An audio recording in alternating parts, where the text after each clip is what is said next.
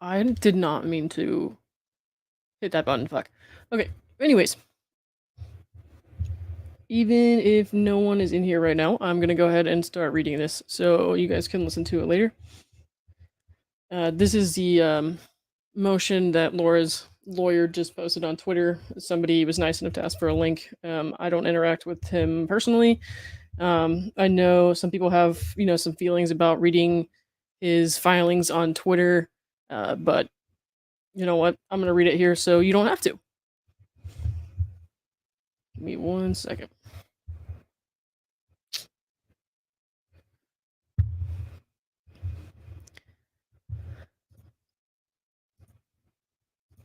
Okay. This is the reply in support of petitioner's motion for judgment on the pleadings and renewed motion to dismiss.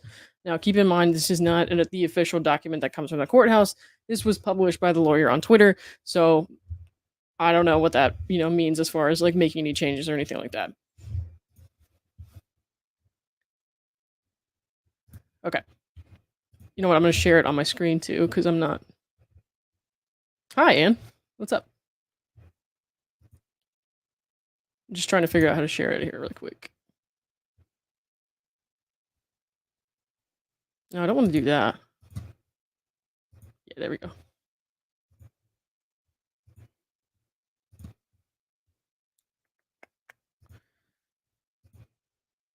Okay. All right. Does that look good, guys? Can you see that?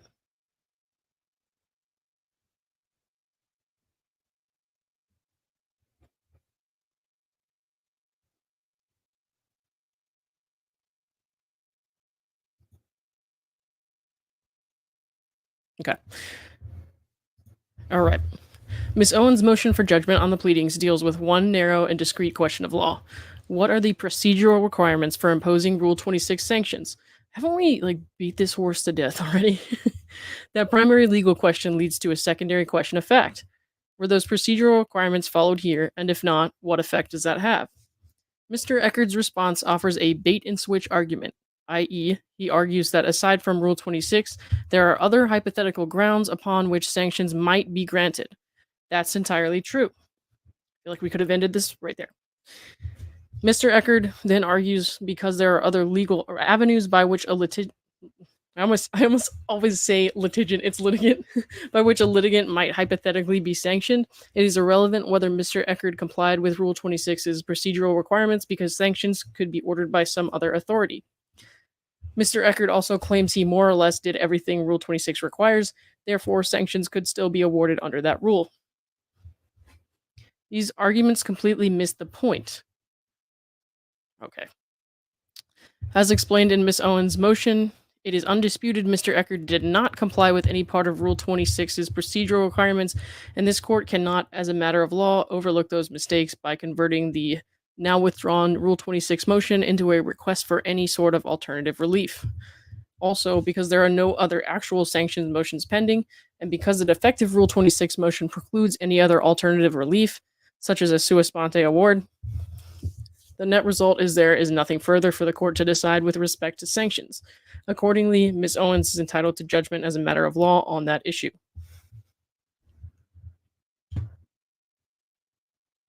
Okay.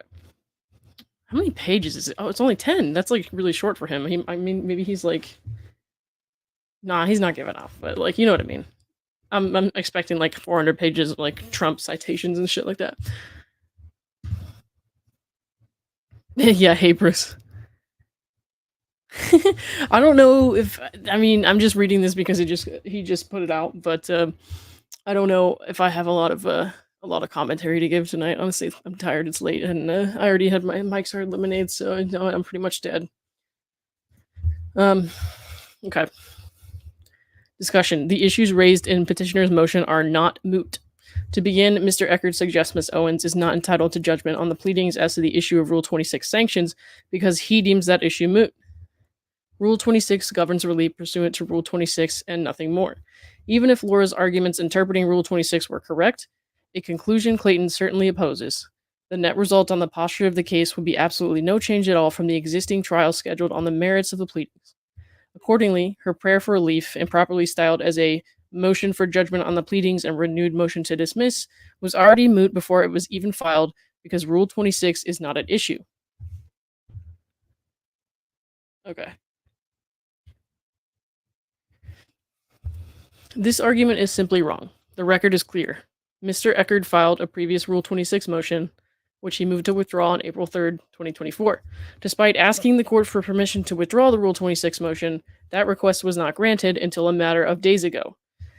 Is that like where they were saying that the judge had to like put it in officially, but yeah, the minute entry dated was like last Friday or something? Okay.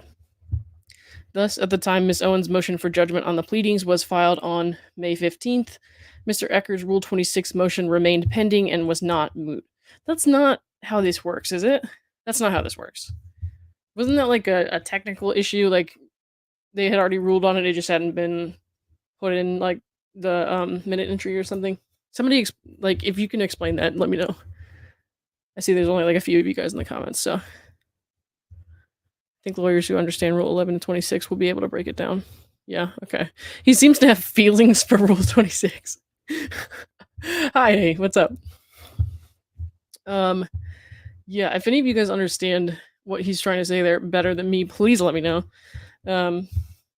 Because I'm just understanding that this is like a whole lot of stupid, and I don't know if that's just me simplifying it because I don't understand law that like in depth, but yeah, it's reading to me a whole lot of stupid. Okay. Where did I just leave off? Hang on. Okay. Furthermore, even though this court later granted Mr. Echard's request to withdraw his Rule 26 motion after Ms. Owens' present motion was filed, that still does not mean the issue of Rule 26 sanctions is moot. This is so because A, Mr. Echard specifically and separately made a request for Rule 26 sanctions in his amended response to petition to establish paternity filed January 26th, which he has not withdrawn, and B, because Mr. Echard appears to still be seeking sanctions on some other related but unidentified what? But unidentified basis, presumably based on the court's sua sponte authority under Rule 26. I feel like, is this guy just like playing stupid? Like, oh, we don't know what the exes are gonna say in their testimony. Here he has like an unidentified basis for seeking sanctions. Like, I feel like it's all been spelled out pretty clearly. Again, I am open to being wrong, so somebody please tell me if this makes more sense to them, because to me, it seems really fucking stupid.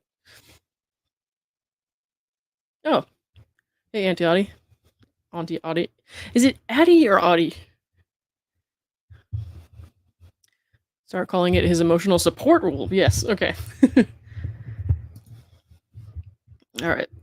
Indeed, on page 7 of his now withdrawn Rule 26 motion, Mr. Echard suggests this court could and should award sanctions on the court's own impetus under Rule 26. That specific argument, repeated in other pleadings, is shown below. Okay, I'm just going to read the highlighted parts because we've seen this in the other filings that we've read. This court may investigate and impose sanctions on its own motion. The circumstances of this case are so egregious that this court ought to impose sanctions on its own. Why does this matter? I feel like he asked this a lot. Why does this matter? Why does it matter if she lied? Like, okay. It matters because, as explained on pages 9 to 10 of Ms. Owens' original motion, when a party seeks sanctions under Rule 11 or 26, but then fails to comply with the rule's procedural requirements, a court cannot fix the problem by converting the defective Rule 11 motion into an alternative request for sua sponte sanctions based on the court's own initiative. This is simply not permitted. Okay. We reject Rainbow's argument that district court's order for sanctions can be interpreted as Rule 11 motion on the court's own initiative. Okay, so he's just citing some... Okay. Radcliffe v. Rainbow Construction. To summarize, it does not... Okay. Sorry, I'm going to skip over some of this, like, more, like, procedural stuff and let, you know, like, I'm sure lots of people will be covering this and they actually know what they're talking about, so I'm not going to... I'm not going to go into too in depth on things that I don't really understand, and a lot of that is like the case law and stuff like that. All right, To summarize, it does not matter that Mr. Echard has withdrawn his defective Rule 26 motion. He still made a separate request for Rule 26 sanctions in his amended response to Ms. Owens' petition, and Mr. Echard has repeatedly suggested that this court could still impose sanctions on its own initiative under Rule 26, a request this court has not specifically rejected. Huh, okay. He does not understand Rule 26. He's mad because GW helped write. Okay. Only makes sense to Laura and Dingus. Okay, because I'm reading this and I'm like, am I just like really dumb because I'm not understanding how this is like no, but okay. So I don't know if I'm dumb or if he's dumb. Is it's basically what I'm saying. So no, I don't think he's dumb. I think he's a smart guy, but some of his arguments here are just kind of like, I feel like you've tried this like 7 different ways and it's still not a good argument, if that makes sense. So it's Audie. Okay. Auntie Audie. Got it. Law explaining to the judge again. That's what I was thinking just now when I was reading that. I was like, is the judge like not getting pissed reading this? Like, does he think it's a good idea to write that way? And like, oh my god. Okay. But based on the authority cited in Miss Owens' motion, this court cannot do what Mr. Echard asks. It cannot convert his defective and now withdrawn Rule 26 motion into a request for relief under some alternative theory. It's a multiverse thing, I guess. The court cannot do this because if it did, this would render Rule 11 would render Rule 11 safe harbor provision meaningless to permit a party's non-compliant motion to be converted automatically into a court-initiated motion, thereby escaping the service requirement. To be clear, if Mr. Echard will stipulate that this court cannot sanction Ms. Owens sua sponte, then Ms. Owens will agree that the issue is moot. Am I saying that right? Sua sponte? Does anyone know? Snowgirl, this is a reply in support of it was like the motion for J-Mall or whatever. I thought GW explained what he wanted sans Rule 26. He did, but I feel like we're just kind of like running in circles with this guy here. He thinks he is the be-all end-all lawyers, but continues to show the complete opposite. Okay, well. Okay. But Mr. Echard has not taken that position. Very much on the contrary, he has made it clear that he will stop at absolutely nothing under any circumstances until every possible argument in favor of sanctions has been litigated and resolved. Because Mr. Echard has taken this position, the issue remains ripe for this court to resolve, and as explained in Ms. Owens' original motion, Mr. Echard cannot obtain sanctions under Rule 26 because he failed to follow the requirements of that rule, and by necessary extension, that error precludes the court from stepping in to help by converting the motion into one seeking relief under any other alternative theory. This issue is not moot, and for the reasons already explained, Ms. Owens is entitled to prevail on that issue as a matter of law.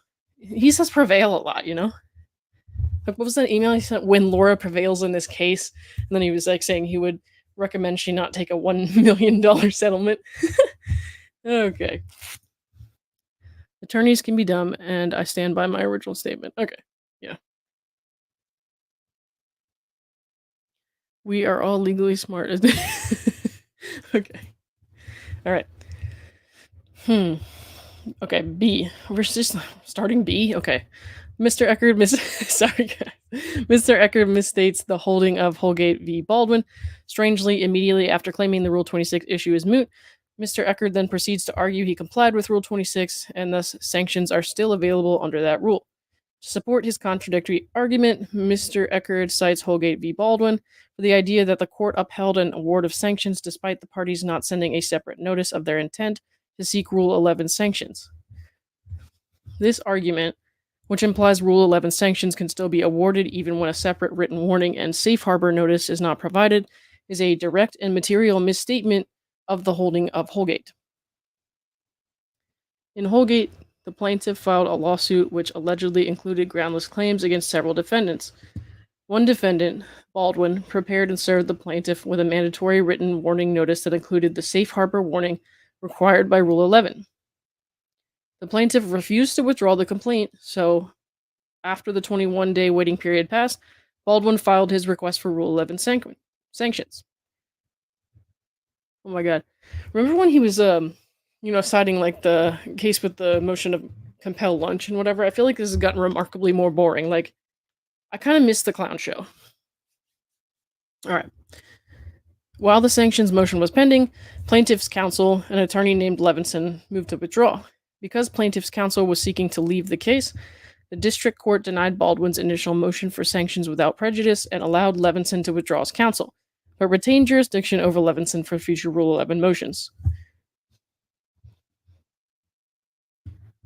Okay. As the Ninth Circuit explains, once plaintiff's counsel withdrew, this was not the end of the matter. On March 25th, 2003, Baldwin refiled his Rule 11 motion and again served Levinson. The trial court then granted the refiled motion and awarded sanctions against Mr. Levinson. Mr. Levinson appealed this decision, essentially arguing that because the first Rule 11 motion was denied, the defendant could not bring a second Rule 11 motion without resending a second pre-motion safe harbor warning notice. The Ninth Circuit flatly rejected this argument. Okay, and then he's just citing that decision there. The effect of this holding is simple. If a party prepares and serves a valid safe harbor warning notice, something Mr. Echard admits he never did. When did he admit that? I don't remember that. Not saying it didn't happen. I'm just saying I don't remember that part. And that party moves for sanctions, which is denied without prejudice. That party is not required to prepare a second safe harbor notice before filing a second or a renewed request for sanctions. The law merely requires that one warning be given, and in Holgate, the court correctly found the required notice was given. Holgate does not support the argument that a party like Mr. Echard can simply ignore the safe harbor warning altogether. Literally no part of Holgate even remotely suggests this. Literally. Okay. Sorry, I'm trying to read some of the comments here, like between paragraphs. Expressly said they satisfy the need for notice. That's what I thought. So that's what I'm saying. Like, I'm reading this and I'm like, I don't remember any of this, or did I just not understand it? But no, literally, as he said, literally, that's not what happened. So, but it's like, it's interesting. It's like I feel like I'm being gaslit by this guy's filings. But that he was going to withdraw it anyway to avoid this shit show. Yeah, I do remember that part. Thank you guys for commenting and helping me understand or like navigate this. This must give Judge Mata and Woodneck a headache, probably. Can't imagine what Elo's lawyer Bill is with all of the filings. I don't know, man. All right. Did I read that paragraph yet? Okay, I'm going to read it again anyways if I already did. For those reasons, nothing about Holgate helps Mr. Echard. In this case, he admits he never gave the mandatory 10-day safe harbor warning. The fact is conclusive of the issue of Rule 26 sanctions, and as explained in Ms. Owens' original motion, that error cannot be fixed by the court converting the defective Rule 26 request into one seeking relief under the court's own authority. Such a result would unlawfully deprive Ms. Owens of the safe harbor to which she was legally entitled. Okay. The court cannot award sanctions based on some other hypothetical grounds, but even if it could, any other future request for sanctions is untimely. Oh god, this again. Okay. Not the untimely thing. I mean, I think it's just so hilarious how like long they put off discovery and stuff like that, and when she like didn't show up to her deposition, and they're like, they were untimely, and I'm like, okay. Okay. On pages 5 to 8 of his response, after flip-flopping between admitting he cannot receive Rule 26 sanctions, this is so annoying. So annoying. Okay. And then arguing such sanctions are still available, Mr. Echard suggests the court should allow the issue of sanctions to proceed because Rule 26 is just one avenue for sanctions. As to this issue, Ms. Owens offers 3 short comments. First, to state the obvious, as a matter of basic due process, Mr. Echard cannot obtain sanctions on some imaginary or hypothetical basis that he has never actually pleaded. In other words, it does not make any difference that there are rules or laws other than Rule 26 under which a litigant might be sanctioned, because here, Mr. Echard has not moved for sanctions under any other authority besides Rule 26. It does not make any difference that there are rules or laws other than Rule 26. It doesn't make a difference? What? Dude. Let's not forget Greg Woodnick was part of that. Yeah. Denied. Literally today, denied 3. But yeah. He does not understand the decisions that he's quoting. Yeah, and I don't understand them even more because I don't understand what he's saying when he's not understanding it. So it's really fucking confusing. Mm-hmm. Okay. All right. Even the loosest definition of due process mandates that if Mr. Echard wants to obtain such relief, he must actually apply to the court for such relief, and he must explain the factual and legal grounds upon which the request is based.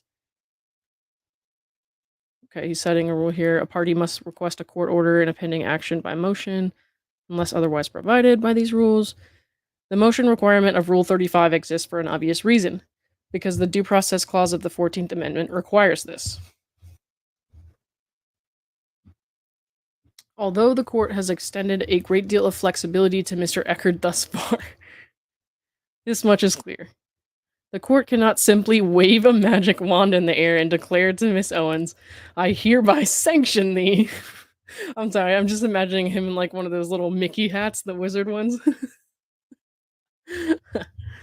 Before such a penalty could be imposed, Miss Owens is constitutionally entitled to notice of the grounds upon which such relief is being sought, and she is entitled to a meaningful opportunity to respond.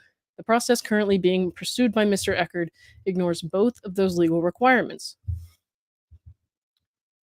This leads to Miss Owens' second comment. Mr. Echard's other authority argument ignores a classic limitation imposed by Arizona law. When a statute creates a right and also creates a remedy for the right created, the remedy thereby given is exclusive. And he's citing some stuff down here. The rules of civil procedure have the force and effect of statute so far as applicable to any case. All right. What this means is simple. Rule 26 creates a right to seek sanctions anytime a litigant breaks the rule by, inter alia, bringing a claim they know is groundless. Okay. In addition, the rule provides a clear and powerful remedy to anyone harmed by a violation of the rule. But the remedy established by Rule 26 requires a party seeking relief to follow the specific protocol established by that rule, which Mr. Echard did not do here. Oh, this again. Jesus Christ. This failure is wholly conclusive of the issue of sanctions insofar as it is based on the allegation that Ms. Owens filed or pursued this action without a valid basis. Even assuming that is exactly what happened here. Yeah. Rule 26 sorry, this is so dumb. Rule 26 provides the exclusive remedy for those violations, and because Mr. Echard is not entitled to relief under Rule 26, that resolves the issue as a matter of law. Jesus Christ, dude. At the same time, and to be clear, Ms. Owens agrees there are other legal rules/authorities that permit an award of fees for reasons other than a Rule 26 violation. I feel like we're contradicting ourselves here. A party who engages in unreasonable litigation conduct could be required to pay fees, a request Mr. Echard has not made in any pending motion. Similarly, a party who brings a claim without substantial justification could be sanctioned, provided they have not made a prior timely motion for voluntary dismissal, thus precluding an award. Dang, what did you miss? Not much. I'm just reading this, reading through this thing. So when I'm done here, or if you want to right now, you can go back to the beginning and start from the beginning of the document. Sorry, you missed the start. Oh, you're all good, dude. All good. Wow, his family was out having fun with that. So I'm trying to keep up with y'all. Harry Potter might cast this spell on June 10th.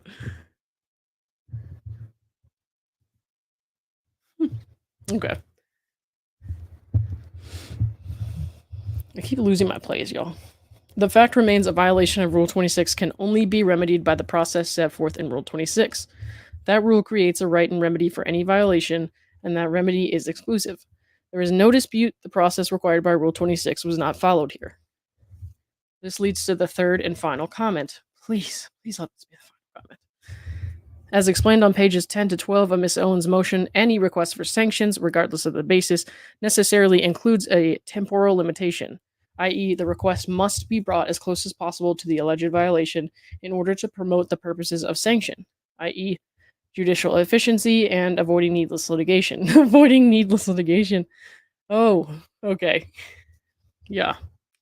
Mr. Echard never even attempts to respond to that issue in his plea.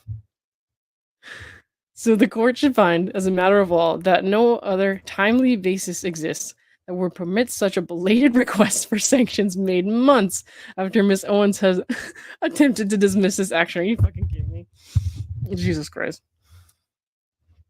Okay. Yeah, that's it. I guess, I mean, this is not super long. I mean, I don't know what else they would even put there. Oral argument requested. Crossed out. Ridiculous is the cure for boggarts, but what's the cure for ridiculousness? Could they sanction her for false affidavit about not faking cancer? That's new. I don't know. That thought had never crossed my mind. So, if anyone watching this back is like a law clerk, a lawyer, works with a law firm in any capacity, or just has an understanding of this kind of stuff, if you want to, comment below on some of this stuff, I would really appreciate that. I always like to hear everyone's perspectives and all that. As a college football fan, I see similarity between Gingras and most BYU fans. Did he go to BYU? Could they sanction her? Oh, I read that. Hey, Janet, what's up? It's funny jumping from live to live and seeing the same group of supporters. Yeah. Doesn't matter that you've seen it all 3 times. Oh, yeah. Well, we all appreciate that. He did acknowledge that by pointing out she requested dismissal and was denied. Yeah, he definitely did. I don't know. I feel like this whole thing is just, like I said, I feel like reading this entire thing, I feel like he's gaslighting. I'm being gaslit by his writing. Because I'm just reading it, I'm like, that doesn't make sense, does it? And then I think I'm gonna have to go look over the other motion because I'm like, I swear to God, this was something that we already talked about. That's terrible. All right. I think I'm gonna call it a night then. I might in the morning try to do a shorter version of this, like summarized or whatever. Sorry, I'm trying to read my text and talk at the same time. But thanks for listening to me talk. So, hopefully, I know that Dave and Megan and Tug will probably cover this, and they know a lot more about like the procedural stuff and all that, and like what's cited here. And I'm just like, I'm kind of new to all this, So, but I'm trying to be transparent and just say like, hey, I don't know. If I don't know something for sure, I'm just gonna say it. Hey, I don't know. So, I want to see MG Law look at this. Yeah. As soon as you end your stream, he will post a blog. Well, why wait until I end the stream?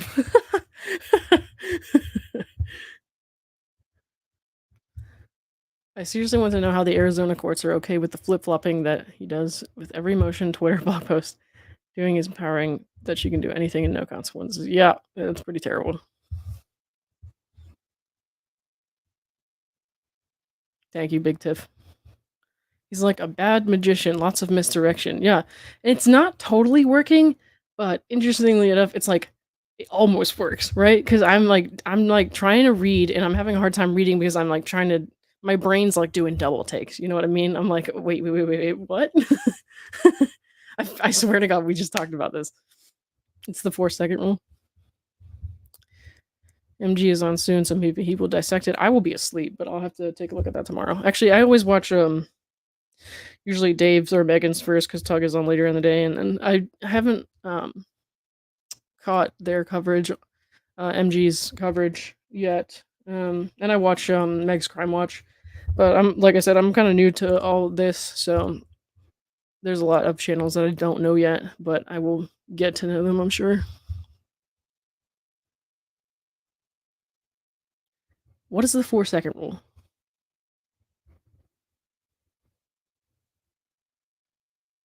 You're smiling now. Well, I'm happy. I'm happy you're smiling. Him waiting to post his blog like the email time frame. The 24/7 Clayton news cycle. Yeah. Posted a blog link to X around 30 minutes ago, but when I click the link, it says not found. Huh. Interesting. Well, I'm not going to go to his blog.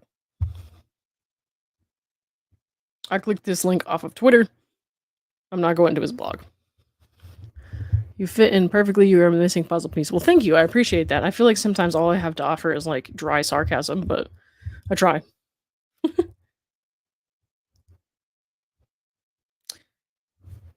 What time is it? Oh my god, it's almost 10:30.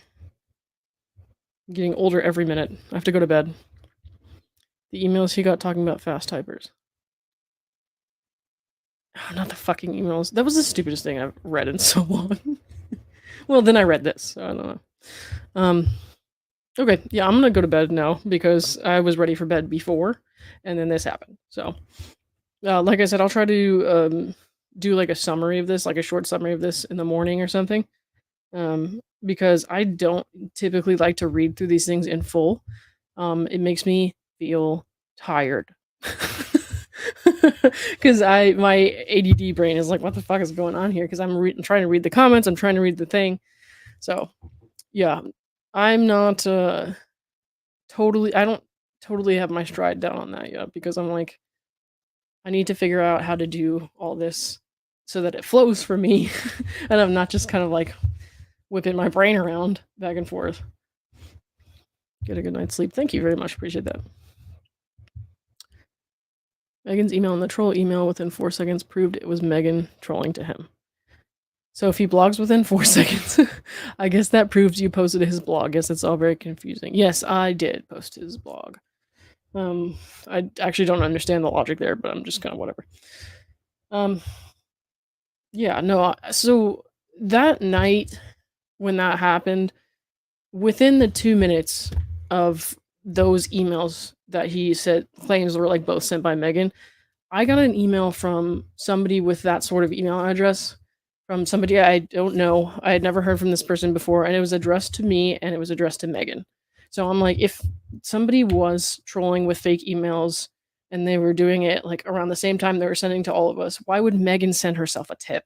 So that doesn't make any sense. Hi, Ray. Sorry you're catching me at the end here. I'm about to go to sleep. I would love to stay here and read and chat with everybody, but I'm going to have to catch you guys tomorrow. Thank you, Auntie Audie. I will talk to you later.